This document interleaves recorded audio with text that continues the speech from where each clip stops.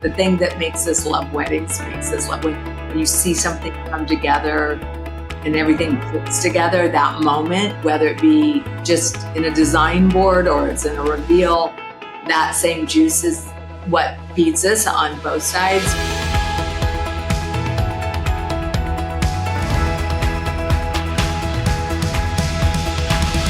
Hey there, and welcome to everybody. We are so excited for this episode. I wanted to introduce really quickly Barbi Walters of Lynden Lane. Thank you for being here, and thank you for sharing with us your time. Yeah. Thank you for having me. I'm super excited. Yeah, longtime fans, Barbi, of what you guys do. For real, incredible work. Mutual Admiration Society. I appreciate it. Yeah. Now, this business is a family business, right? You share this with your daughter? I do, with both my daughters, Lane and Lindsay, hence the name Lynden Lane is a mashup of their names. And they get called weird things because people can't tell the difference. So we're partners. We co-founded it in 2012 together. Okay. So we are mom and daughters. You mind if we dig into that a little bit more? Like, I'm curious, like how, why, like therapy for us. Yeah, tell us more. Why did you do such a thing? It's worked out. So. Yeah. No, ask me anything I'll tell you anything about them. Yeah. So what was the impetus behind that? So we started in 2012. Lane had just gotten married. In fact, it was just our anniversary on February 4th. Had gotten married, and we, in planning and doing her wedding, we really realized we really like certain aspects of it. And I had come from the business world and owned two other companies, and I felt like there was a gap in the market. I don't even know if there really was a gap in the market, or I was uneducated is what the market really held. But I felt like there was a gap in the market for what we wanted to do was residential, bringing residential design into weddings. Like, we wanted it to feel authentic to us and not just like a decorated ballroom. And so we started that. And then for 5 years, we just were kind of really learning the business and finding out like what worked, what didn't work. And, as I said, I owned other businesses and was still kind of winding one up. And then in 2016/17, our lives took a big change, and we were like, okay, this has to be the proverbial, are we going to move forward? I won't say what the term is that I'm normally thinking of here, but it was that time in our career to like, okay, let's see if we can, you know what I'm saying? Yeah. If we can move forward. And Lane and Lindsay, who had both, was working with another one of was working with my other company, our other company, and Lindsay was, had just moved back from Ohio. So I was like, let's go full time. Let's do this. And ever since then, it's been kind of like a little trajectory. Someone said, oh, you guys were like an overnight success. You came out of nowhere. And I was like, everybody says that. That is not true. It was lots of sweat, blood, and tears getting there. And it still continues to be when you're growing and always want to grow. But that's how we started. And I'd always been in family businesses. So I guess I'm a glutton for punishment. And, like I said to the girls at the time, there's nobody I trust more in the world. Nobody I want to invest more than you two. And they pushed us right to the next level. Yeah. Obviously, Otto and I are a collaborative business, right? And I'm just kind of thinking, like, for the person who's listening to this that has been thinking, man, I really want a partner. I want a partnership. I want to collaborate in business. Maybe it's a little bit different with family than but what are some of the challenges? How have you overcome them? And is it something you would advise people to do? Yeah.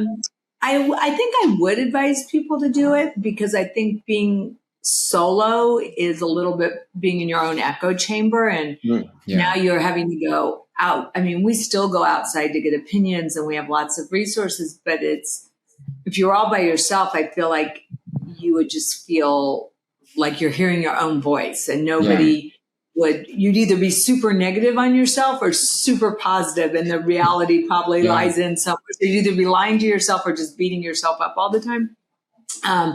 So I love having partners. I've always worked with family or with people. I mean, there's definitely challenges Of course. working with family, good and bad. Some of the great things are, I know they're not going to quit. Well, or they know I'm not going to quit, though every once in a while it gets really heated when it's like, that's it, I'm done. But the other side of that is that we know each other. We know we can bounce things off of each other. Mm-hmm. And really, we're three really super opinionated women.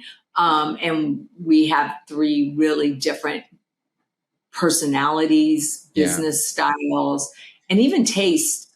Even though we all have a similar aesthetic, we have different things that appeal to us and different risk-taking things. So sometimes we really butt heads, and usually eventually somebody will be like, I'm really passionate about this. And the other two just have to lean in and be like, all right, we're on board with no matter what.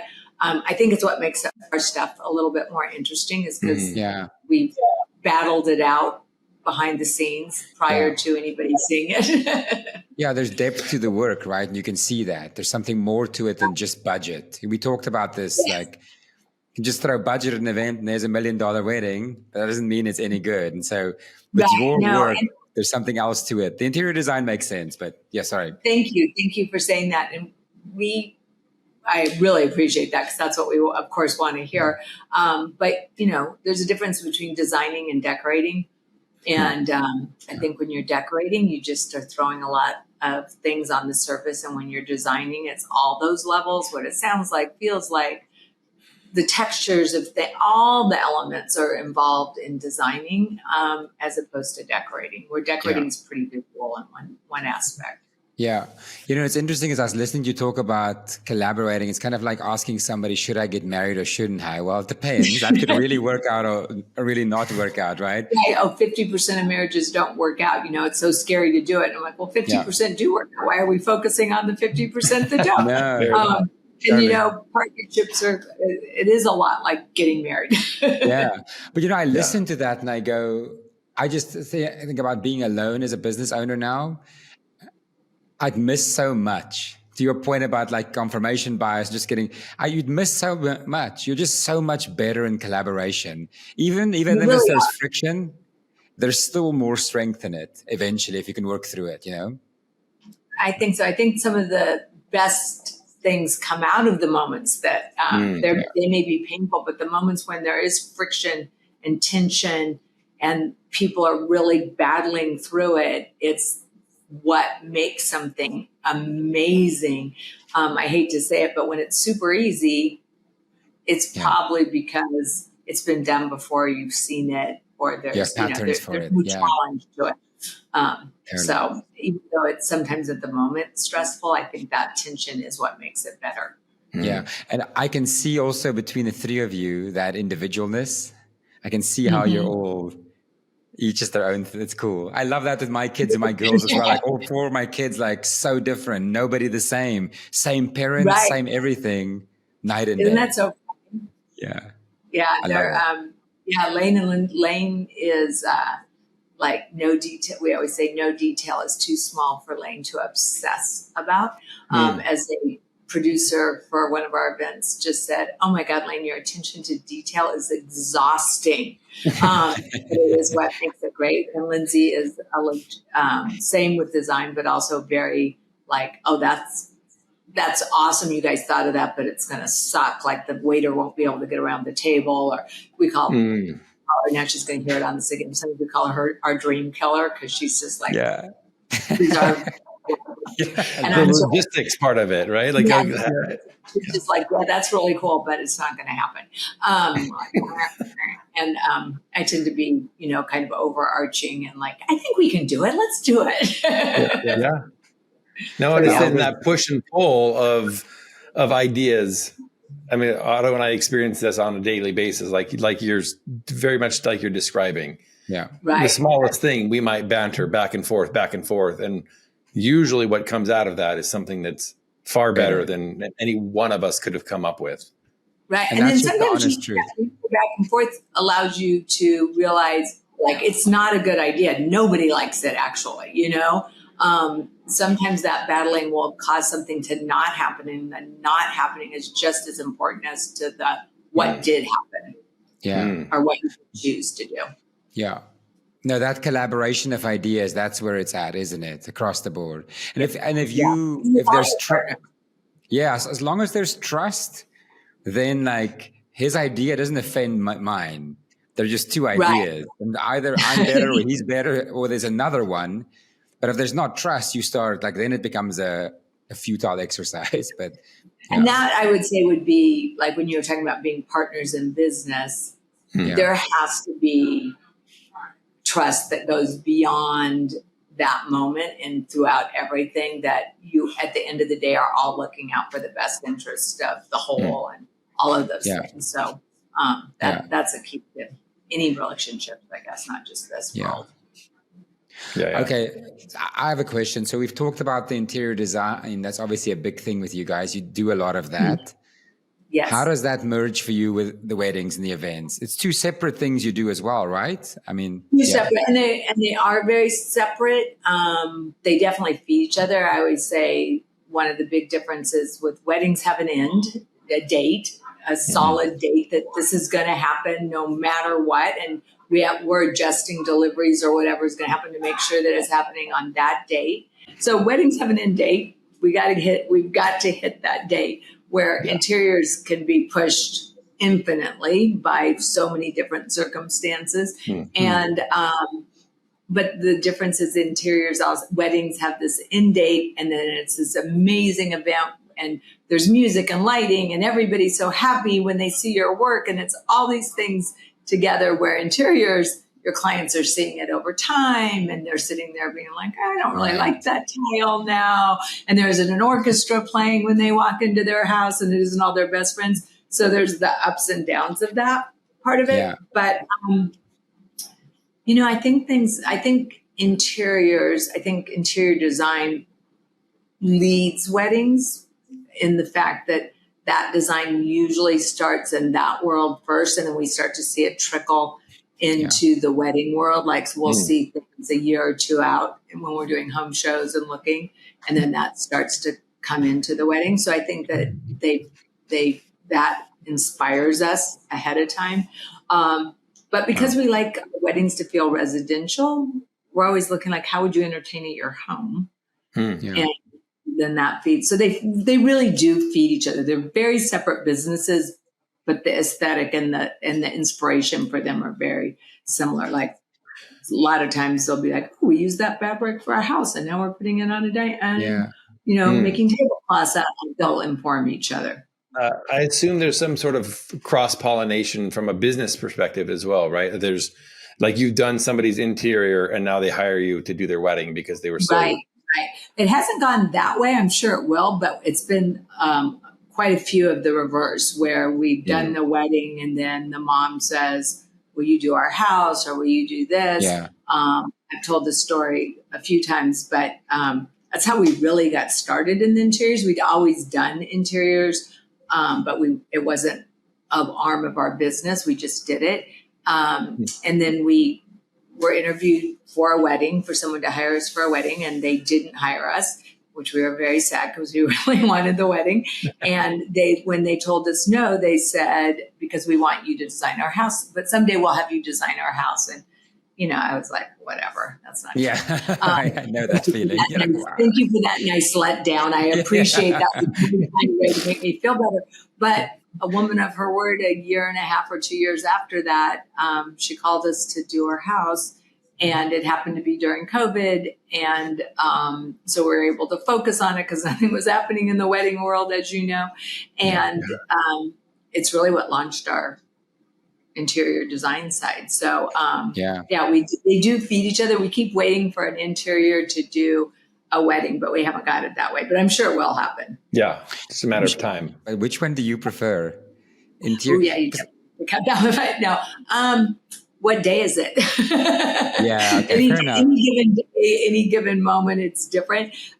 They do have a lot of the same juice, though. The thing that makes us love weddings makes us love when you see something come together and everything fits together, that moment, whether it be just in a design board or it's in a reveal, that same juice is what feeds us on both sides. But yeah, what do we like better? Like, are we doing budgets? Are we doing installs? Are we having somebody say their deliveries aren't going to be made that day? Then we like the other business better. Totally. No, all of that. Yeah, all of that. Mm-hmm. Yeah. And I imagine like you probably have similar, the minutia of the details and people complaining about this or that, like probably exist in both, because both are big decisions.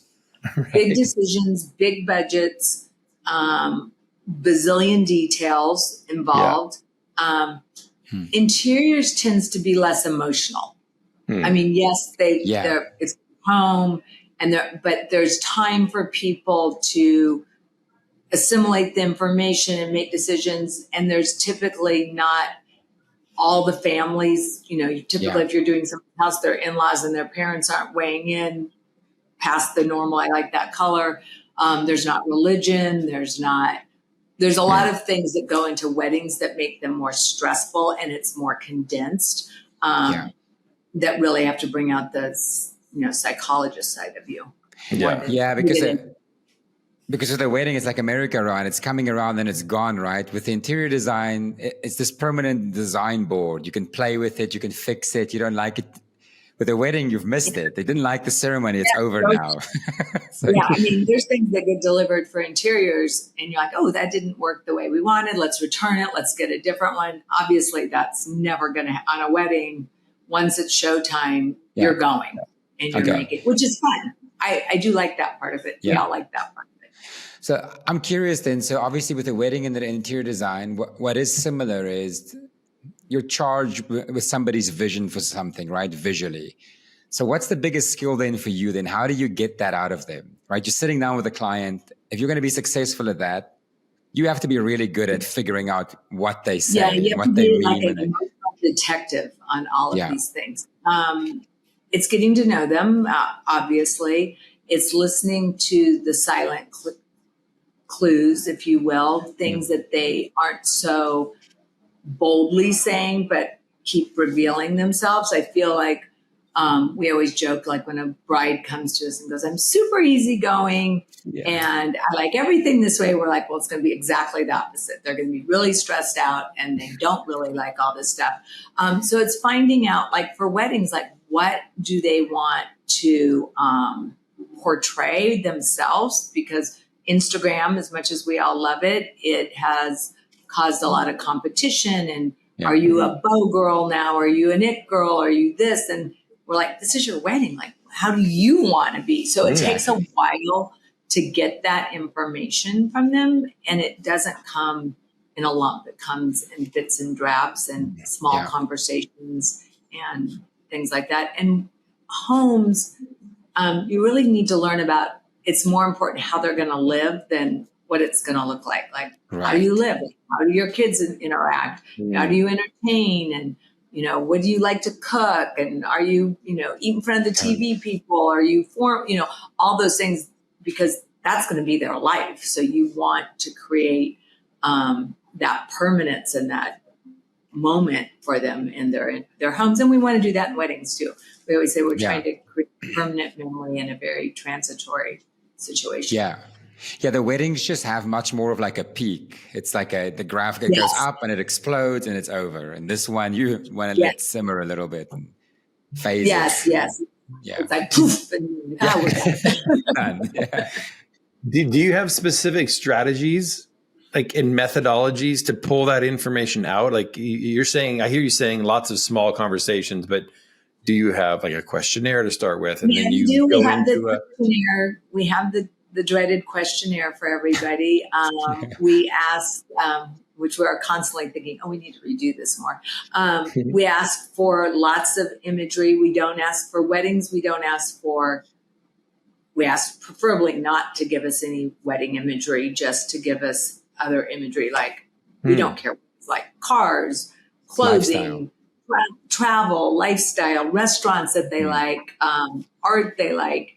anything but a wedding. I mean, we said this is a shoe color, and we're like, oh, that was an interesting one, because it will start. It's kind of interesting when you put all those pictures together and you start looking at them. Sometimes you'll see a color palette, or you'll see a mood that, like, oh, they're super moody and they like this. So you can start to get it. We don't want to see a wedding because now we're looking at someone else's wedding, and that's going to influence theirs. And then I think it's just being kind of stalkers. We're stalking their Instagram. We're looking at their funny stories and learning like what their senses of humor are. Sure. What things important to them, like they super sentimental. Like, oh, they're going to want, it's like, we should find something out about the grandma and put that in there because she keeps talking about how important their grandma is. One time we ended up adding China to a wedding because Layne found out that the client was really sentimental about this one piece of green china that they had at their home because her grandma served her tea on it, the tea and cookies. So I've used that example, but I think it's those things that resonate. Maybe not to everyone looking at the pictures and the imagery that is seen, but that feeling like at the end of the day, we're all trying to get that grab, that heart grab for everybody when it takes the breath away. And those are little things that happen. Yeah. And oftentimes like the client doesn't even know exactly what that is. You're kind of like, it's discovery for you and for them, right? I think that's part of your skill set. You're kind of leading them, listening. You have to be really, because it's really funny because they'll be like, no, that's not me at all. And then you keep showing them the other things. Like, well, it doesn't really fit. I'm like, because this is really you. This is the color. Yeah. Like, this is what you like. And some people have what we call bridal personality. Like they think, oh, I want to be this, super sexy dress. And I've got this whole image, but it's not you. Really, not what they're going to be at the end of the day. That's why I think people are always like, oh, I bought a dress I never thought I was going to buy because you put it on. You're like, oh, that is me. That's what I want. So it's a little bit like detective work. I'm curious what this... to the end. Yeah. I'm curious what this looks like, this plan of attack. The client comes into the office. Is it all three of you like mass investigating? Yeah, we don't try not to scare them. Well, we all got so used to Zooms. So usually it's a Zoom call. And because we're do a lot of international and, we rarely work in our neck of the woods. We're all over the place. Yeah. So sometimes we're not seeing our clients sometimes we don't see them until the event, or depending on where they are. So typically, like I'm the person that talks to the clients in the beginning, kind of learns about them, gets them going, does the contracts, does all that. And then usually Layne and Lindsay and one of our other team members will be on the getting started call. I will be if need be. And then that's just like talking, just like truly chatting. And getting all that information. And they've sent us all their imagery and answered our questionnaire and done that prior. And then from that, they start with, depending on their timeline, but then they usually will do a mood board, which is just like, this is the feel we're thinking. Nothing literal on here. This is like, it can be all sorts of crazy imagery. Yeah, broad. And then from that, it goes into full design decks. And, our favorite clients are obviously like, yes, that's the mood board. Now run with it. Yeah. Those are far and few between. Yeah. Those are the special ones. Yeah. Those are special ones. Could you get remarried again? We really like doing that. So sometimes you have to be, sometimes you get a client that really just wants you to be, and we try to vet this out, an order taker for them. And that's really not what we're about. Yeah, it's not the value you bring to the table. That's somebody. That's fine. That's what they want. But it's not you. Yeah. Yeah, exactly. That's amazing, and there's a right planner for you, but that's probably not us. Yeah, we have strong opinions. Yeah, you mentioned earlier about like this idea, like you guys kind of came out of nowhere, like this meteoric rise. I didn't say that. People have said that. People say that. Sorry, yes, but it's true. But that's kind of the impression that I've always had as well. Can you talk about what do you think was the key to your success as a business? So you've been in business, 12, 13 years. 12 years. Obviously you had business experience prior. Like what keys did you bring from those businesses and put into this one that led to success, or is it something completely different? I mean, then I think there was basic sound business principles, which usually for me are, I really think this is going to work. Let's do it. Jump in. I believe in this. Let's do it. And we'll figure out the details later. I always say there's like a feeling when you guys know, you get an idea and you're just like, I don't know how this is going to work, but I know it's going to work. But I think our business really switched in this world in terms of when we really started concentrating on who were the creative partners we wanted to work with, and looking at their bodies of work and seeing what kind of clients they were attracting and were they in line with what we wanted to attract. And then we were very diligent about then setting to get to work with, and our budgets in the beginning and even still sometimes aren't enough to get every vendor you want on your creative dream team. But we'd be like, oh, this one, we really know that florals are going to be crazy. So we're going to get whomever, Sarah or Siren or whoever that we're going to work with, and they're going to help us elevate that. So this one thing will elevate it, or, photography, like this person represents people we want to work with. So we started being very strategic about the creative partners we were working with, because now we have, Sarah, whoever posting our weddings, they have a much broader reach than we did. Obviously, always keeping in mind, were they aesthetically aligned with us? Were they business aligned with us? Did we want to work with them? Had we really liked them? All of those things. I think that really is, this business is very intimate, like we're all in the trenches together.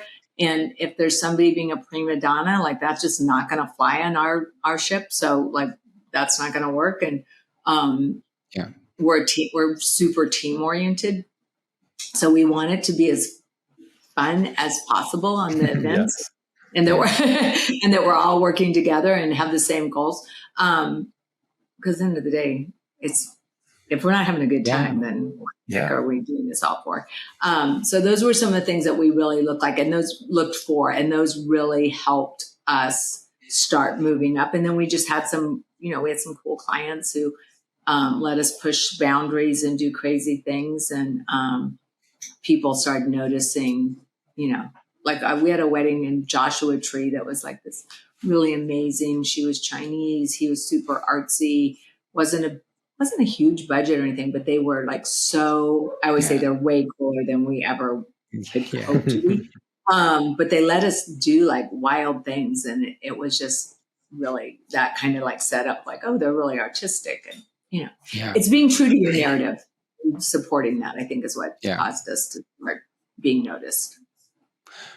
But I love how strategically you thought about it. That's very much the way you laid that out, the associations and like this and that, and curating, and this is what you want to show and who you want to attract. That's our thinking. Right. That's one element we blow up to make. This sounds very like targeted, but we were working out of my kitchen at the time. We had big whiteboards in our kitchen, and we would write all the different people, all the different things we wanted. Like we want to have some like crazy paper goods situation happening, or we had those all up. And then every time we'd be just constantly looking at that to keep ourselves on. And we still do it. We still think, okay, what do we want? Location, like, oh, we want to do something in Spain. We want to do something here, like how do we get there? Yeah, and strategically like that, slowly over time, you get everything you want. 5 years from now, you'll have those. It's beautiful.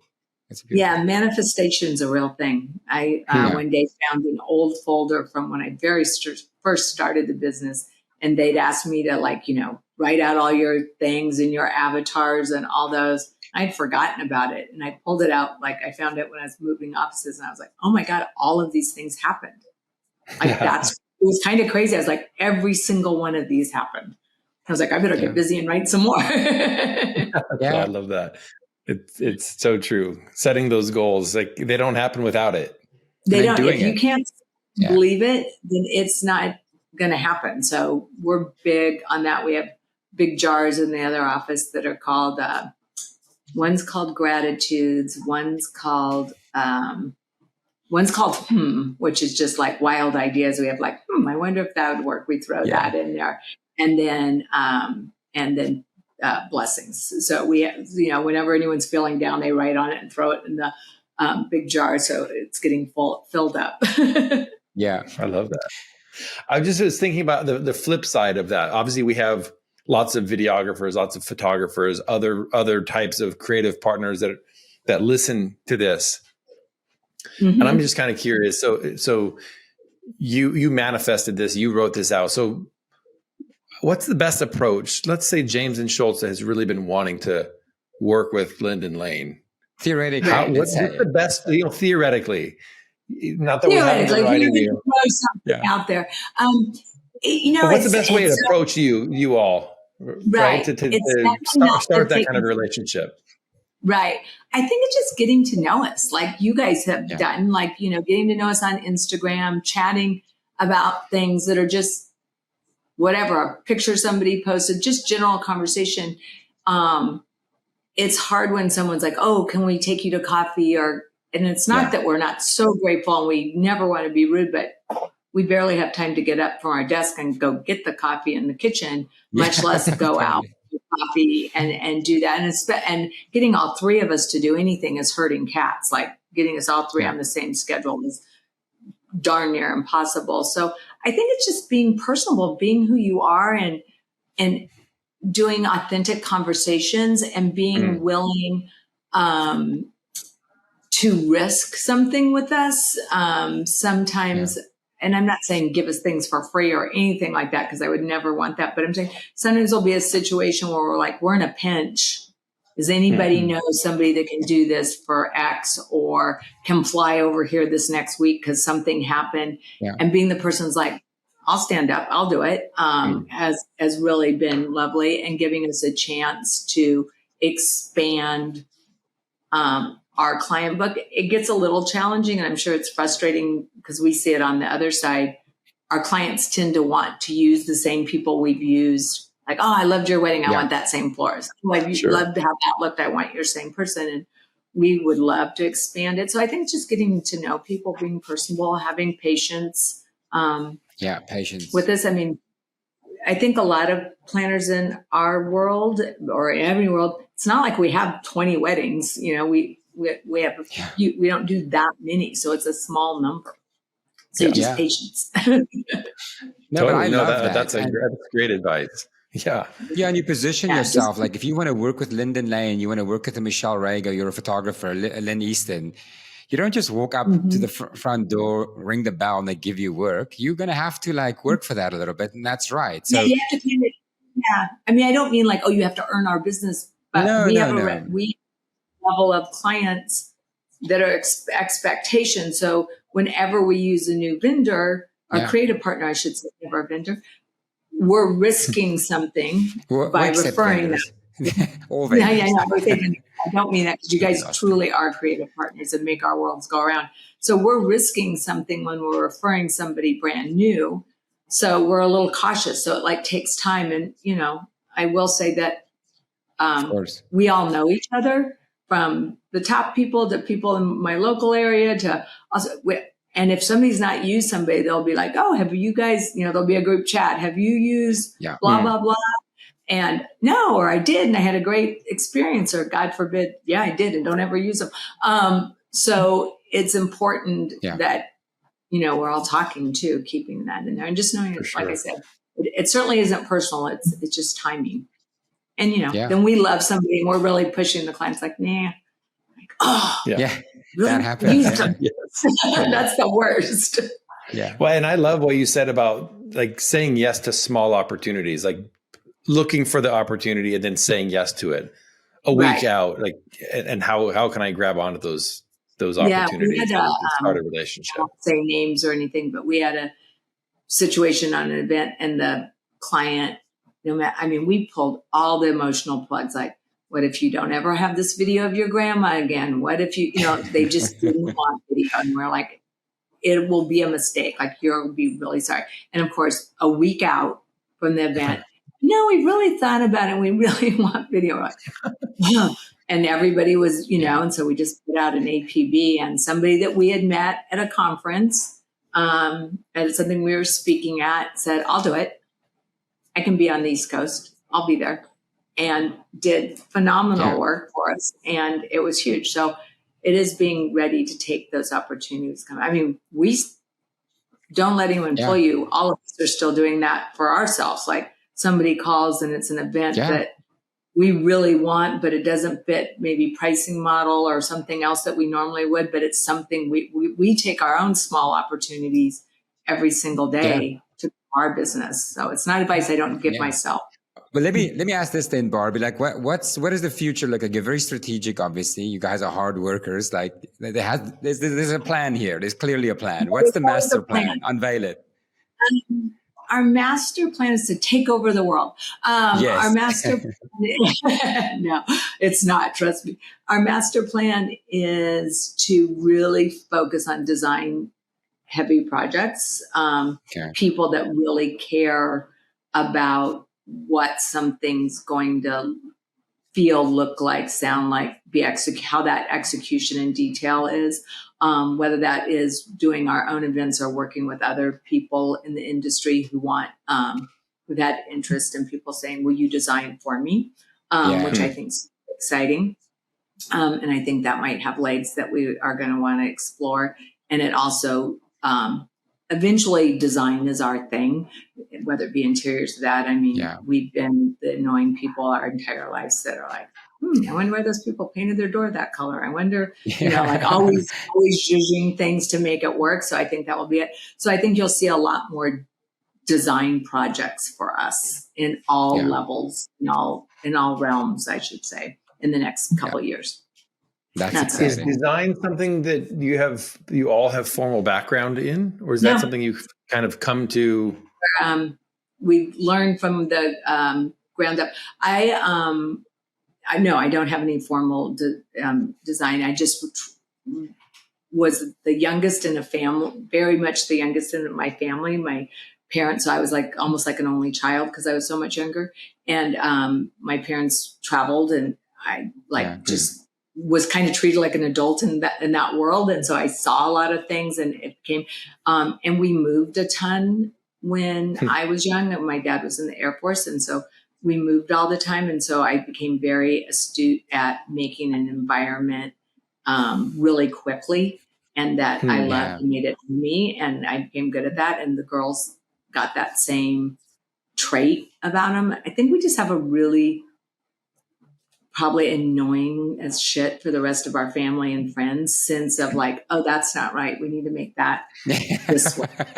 I just moved into a new house for myself, and people are like, oh my God, why do you keep moving that around? Like, you moved it 4 inches 5 times. I'm like, because it just isn't quite right yet. I'll get back to that in a second. So no, we don't have any formal. It's just been by our own insane minds that won't leave anything unturned. But I think that will be something that we continue to push boundaries. I think people are wanting weddings to feel different. I mean, I think we started seeing it in the last couple of years, and I think it's really so much more about experiences and travel and community, their community, and how they're experiencing that event. I mean, 12 years ago when Layne got married, it was much more a ballroom and a wedding on a Saturday and that. One day event. And now all budget levels are like, oh, I want a 4-day event, or I want a 3-day event. Yeah. Can't always do that for them. But you can, in the fact, if they just want to hang out, they can make that happen.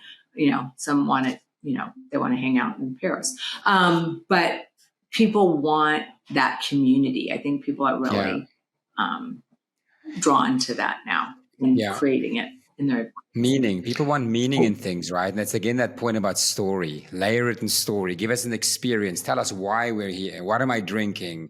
This why we love that. Like and everybody really craves that. I think they want it was funny. I was listening to a guy talk about AI today, and he described it as not in a negative way. He was very positive about AI. It was a very positive article or interview, but he was saying AI, he kept using the term synthetic, like these synthetic images, this synthetic product. And I thought to myself, well, that's going to be the difference between AI and us. And that, yes, we may use AI as a tool, but it's just like with anything, eventually we all crave the real version of something, what has soul and blood, sweat, and tears behind it. And it won't be the synthetic version.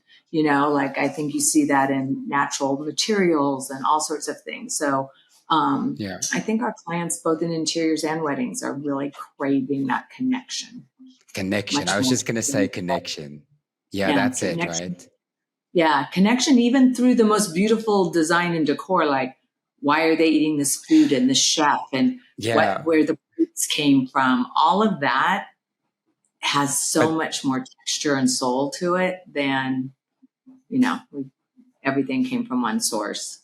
But that's such a cool fusion for me, Barbi, like with luxury, ultra luxury clients, when they get that intentional with that much resources, like it's easy for the rest of the world to look at it and go, oh, it's over the top. It's just I think it is challenging for the, there's so much out there in the world that we see that it sometimes gets a little overwhelming and you don't want to seem tone deaf to the world. So finding ways to do it in a tasteful, meaningful way is really our gig anyways. Yeah. But it's a beautiful thing, right? When you can throw that much resource at intention like that and create something that's really just out of this world. Yeah, when someone goes, yes, you can go to Portugal and pick up our plates. That's really fun. That's what I meant. Yeah. It opens the world for us a little bit more. Yeah. What is one of your most incredible experiences you've created for a client? Like what stands out in your head as like, man, I would love to. I said so many big and small because I feel like every wedding has something or event has something. Our event, which was a birthday party in Malibu, was Italy in Malibu. We called it, was someone's 60th birthday, and that was magic. I mean, we were just talking about that. It literally was magic in a bottle.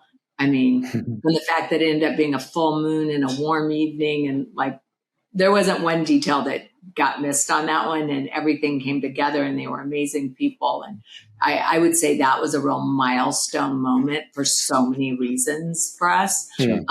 Super high production level, very short time frame, creative freedom. Like here it is, go do it. Great team. That was like magic. We just did a wedding in the Yucatan, and the people were really mystical and cool and fun, and their guests were the same way, and it poured rain on our welcome. I mean, torrential downpour, rain on the thing. And the guests were like, we don't care. We gave them umbrellas. They were like, with the end of the night, my dress is tied in a knot. We're all like, Lindsay's like floating by practically. But it was so beautiful. And that whole event. And then the next day for their ceremony, it really was those magic moments. Like when she walked out and there was these fireflies out in the grass, and and none of that was planned because we had to push the wedding because of the rain and all of that. Those are the moments that take your breath away. And you're like, this is why I do this. This is the moment that this is what I live for, and we remind ourselves of that on the daily when we're dealing with inventory sheets and budgets and things. We're like, this is not why we do it. We do it for that moment. For that moment and for the money, for those two things. The money, much more. Otherwise, I'd just be guests at these lovely weddings. Totally. Yes, I mean, it's a business. We're all running. No, but I know what you're describing, that feeling, right? Like I often say this about like a hamburger. You eat through a hamburger, halfway through, there's that point where it all combines. And in events, especially in collaboration, every now and then it all just comes together, and you're just like, you have that moment where you're like, man, that's pretty flippin' cool. Yeah, that is. And you get to step back from it and just go, dang, that all worked out just like I wanted it to, or better than I wanted it to. Yeah, all Yeah. the moments of serendipity where you're like, fireflies, like we would never thought of fireflies. Where we Yeah, didn't bring those, they were here. Yeah, like I said, it's just like when everything just works and you're just like, dang. Yeah. But it takes we didn't bring the fireflies, but there's tons of planning that happens. I always say people are like, oh, your events are so amazing. Yeah. We just flow from it's all organic. And I'm like, yeah, because there's a 400-page timeline behind the scenes, making sure that everything seems easy and it flows together. More than that, more than the timeline in a year or two of planning, there's your 15, 20 years of experience coming up, making it what it is. So it's even more than that, right? It's even more nuanced, the scale of the collaboration, I think. Yeah, I appreciate you saying that, because I do think that that's something you guys too, when people are like, well, it only took you this long. And I'm like, yeah, but it took us 25 years of doing other things to be able for us to look at something and know how to do it right in these 6 months that you've given us to do your wedding. There's real value in that, and that's the art and the business of it. Yeah, for sure. That container that you have in the other room, what did you call it? Maybe the idea one? Yeah, the HMMM, just Yeah, but that's the point, right? Because that jar with all of those intuitions and ideas in it, that's what comes from the 25 years. That's the thing. That's all those things coming together. Life lived. I think the Japanese term for it, satori, sudden knowing. When you have sudden knowing, when you're just like, oh my God, I know what to do. And then you just have a great team that can make sure that it happens. Yeah, but it's all over you as well, right? Your upbringing, you were saying how you grew up, only child essentially, traveling, and here you are. Like this, I love that about life. I am pinching myself, and also, I don't ever think it's too late to reinvent yourself, clearly. And this is my third. The girls are always like, oh my God, don't think of any more ideas for businesses. But, my other businesses weren't related. I mean, they had creative parts of it, but they weren't related to this world. But I think that, as humans, we should it's never a done deal. Like, I like this. Yeah. This path took me this way. Let's see where it goes. And I think you should always be really open to that as a human and as a business person. Yeah, I love that. Can I ask you a kind of a selfish question, I guess, on our part? From a video photography standpoint, how is it that we can work best with you? Like, what is it that you're looking for? And then on the flip side of that, is there some pet peeves that you have that you're like, I just wish photographers would stop doing this thing, or whatever that might be? I think that just working with us as far as like what we love is open communication, collaboration ahead of time. Like, I know that they wanted this urban feel. And so we're going to be looking at we're going to come 2 days early to scout the area. I know that isn't in your budget, but we still want to do that so that we get the vibe. People that, again, are looking at our full designs and what the run of show is going to be like, and looking for moments that you guys as professionals are like, I don't know if you saw this, but we're going to make sure this gets captured in a way, or this is a moment that maybe it seemed, I don't want to say mundane or whatever, but it really has an import in this whole story. And for our creative visual team to be looking at our whole story. And knowing things like we send out all of our documents ahead of time, and who are the important key players, all the VIPs. And by VIPs, it can be a niece that's 2 years old, but that person's super important. Like, so that you guys are looking for that. Pet peeves. I don't know if we have a lot of pet peeves. Not being nice. We always are like, everyone's got to be nice. I know I say that, but we're very cautious of that. Being respectful of each other, like especially creative video and photography. Sometimes there's little ego situations happening there. We don't really want that to be happening. And then I thought of a pet peeve when you said it, but it went out of my head. So it must not be that bad of a thing. But yeah, just showing up, doing your job, being friendly, not worrying, we will make sure you get to eat, but it might not be at the time we thought we were going to eat. Try to get you to eat before the band has run through all the food. Which they will. That's like a fantastic. Maybe twice, or maybe 3 times they will go. We're like, these people never eat. Why are we feeding the band for it? It's like a wedding. It's like an event industry secret. Has the band been in that room yet? Because before and after, it's not the same room. I know. It's like we were just talking. I was just talking to a band guy, and I was like, "What is the deal with the food? Like 4 banquet dinners. I got it, so we can make sure they have it." But no, I think that just communicating to us what you need ahead of time. Mm-hmm. At the end of the day, you guys are our clients as well. We want to treat you that way. And so making sure that if we're making your job easier, then we're all winning. So communicating any special things that you might need to us ahead of time. And then on like only red M&Ms. Yes. I want a bowl of just red M&Ms. To it. We did have a Although I'm off the project. That's right. You are not doing it. You're walking off now. No, if he ever does that, I'll just keep hiding the bowls. So you guys just sit back and watch. It should be fun. You're like just pulling up those red M&M bowls. Just move it. I don't know. We had a group one time that wanted massages back at their hotel, and only a hotel with a jacuzzi. I was like, "Are you Elton John? True. What the hell?" Yeah. This isn't going to happen, folks. And it wasn't a big, crazy band. Anyways, no, I just think it's really important to us that we all communicate and team players. Yeah. Nothing really pet peeve comes up. Fair enough. That's because you're nice. We try to be.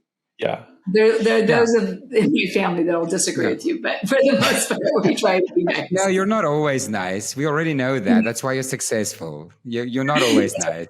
We're always nice. We're not always pushovers. We're rarely pushovers. But we just try to be kind when that's happening. No, yeah, you have an edge. Or all of us have one. You find it sooner or later. Yeah. We get bulldozed in this business. Yeah, for sure. Absolutely. You were mentioned earlier when we were talking offline, you have an upcoming speaking engagement that you're excited about. Tell us more about that. I'm really excited. It's the Kindred Collective, I think, and I should know the date. I think it's in May. I'm date deficient, as you guys know, as I had to reschedule this. But I'm excited about it. It's a new platform. There's some great Lynn's Easton's going to be there.